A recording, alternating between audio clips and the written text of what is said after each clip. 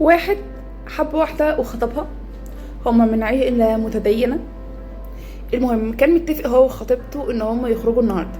خرج من شغله بدري فراح لهم بدري. اخوه اللي فتح له الباب وسلم عليه.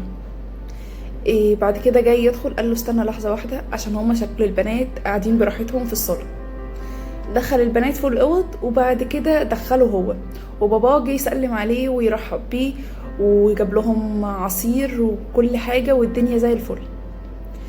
بعد كده البنت جهزت وكانوا يلا خارجين يخرجوا. راح اخوها دخل غير هدومه، لبس، اتشيك عشان يروح معاهم، عشان شرعا ما ينفعش ان هم يخرجوا الاتنين لوحدهم. والولد طبعا خلاص ماشي، انه كان نفسه يخرج معاها لوحدها. راحوا مكان يتصوروا فيه، فحط ايده على ايديها، فراح اخوها مزغر لها زغرة، يعني البت جسمها كله اتنفض. طبعا يعني خطيبها اتعصب جدا، اتضايق بس ما اتكلمش، سكت ومرضاش يتصور ومشي. قال يلا تعالوا نركب علشان علشان نروح ناكل. المهم وقفوا تاكسي، راح اخو البنت قاعد معاها ورا وخطيبها قاعد جنب السواق قدام. فده بيشيط بقى، في ريحه شياط في العربيه ومش طايق نفسه ومش طايق العيشه. يعني انا يوم ما اخرج مع خطيبتي لازم اخوها يلزق ويجي وانا ابقى مرمي قدام، ولا حتى عارفه امسك ايديها، ولا عارفه اقول كلمتين حلوين لبعض ولا اي حاجه، وهو عامل زي عاشور المحشور كده في النص. اعمل ايه؟ مش طايق نفسه. عدي الخروج عشان انا وعدتها ان انا اخرجها. تمام. راحوا المطعم. تمام. البنت استأذنت منه، قالت له انا هخش الحمام وارجع، فراحت سابتهم هما الاتنين لوحدهم.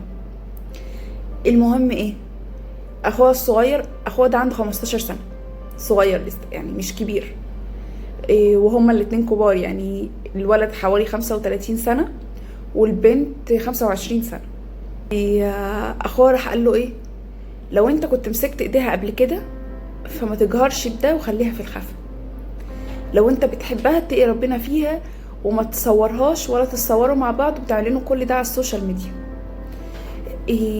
راعي ربنا فيها علشان لو ما كنتوش لبعض تبقى حافظت عليها للي هيجي يخطبها بعدك او يتجوزها بعدك. نراعي ربنا.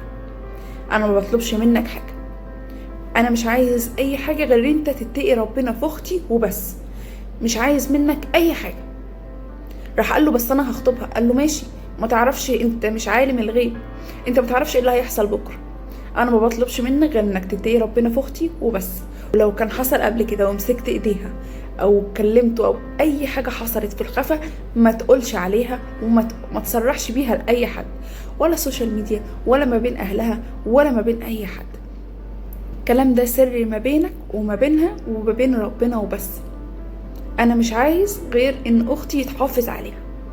وراح سابه وراح قاعد على الترابيزه اللي جنبهم عشان يسيبهم لوحدهم ياكلوا هما الاتنين، يقولوا كلمتين زي ما هما عايزين، وهو قاعد على ترابيزه لوحده هياكل لوحده عشان ما يبقاش غير كده.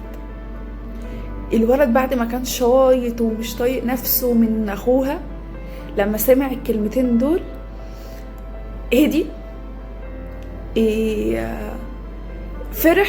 فرح بخل ولاده. قال ده اللي هيبقى خال ولادي، عايز بس ان انا اتقي ربنا في اخته. انا بحبها وان شاء الله هكون جوزها وسندها وظهرها، واخوها ده هيبقى خال ولادي لانهم عيله كويسه، عيله طيبه بيفهموا في الاصول. الحمد لله الحمد لله لسه في حياتنا الناس بتفهم في الاصول. الحمد لله ان ربنا بينور لنا بصيرتنا حتى ولو من حد اصغر مننا وبس.